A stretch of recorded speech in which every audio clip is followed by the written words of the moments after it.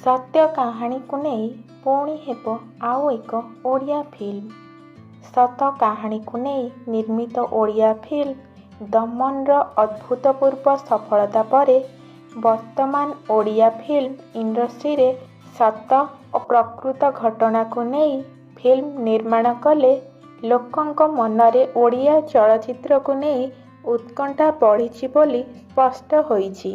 Odia film superstar तथा दमन film मुख्य नायक बाबूशान एबे सेहीपरि आउ एक सत्य घटना उपरे आधारित फिल्म निर्माण करिबा पई चिंता करुछंती।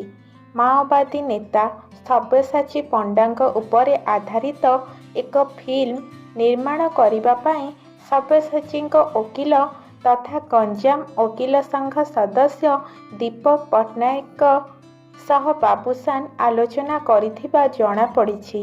एथिरे बाबूशान निजे सब्यसाची भूमिका रे अभिनय करिबे बोली मध्य आईनजीवी श्रीजुक्त पट्टनायक को कहिथिबार सूचना मिलिछि।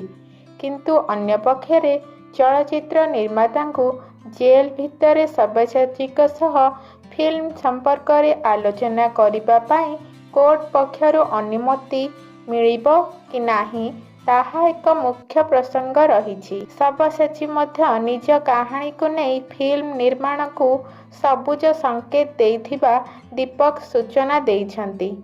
सब्यसाची सह बाबूशान को आलोचना पाई कोर्ट को अनुमतिर आवश्यकता रही।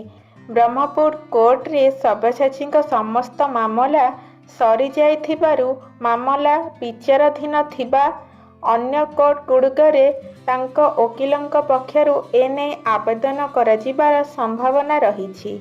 जेल मध्यरे सब्यसाची निज पूरा इतिहास उपरे किछि लेखिथिबा बेले सेही लेखारु आधार करी एही चलचित्र निर्माण हेबो बोली जणा पड़िछि।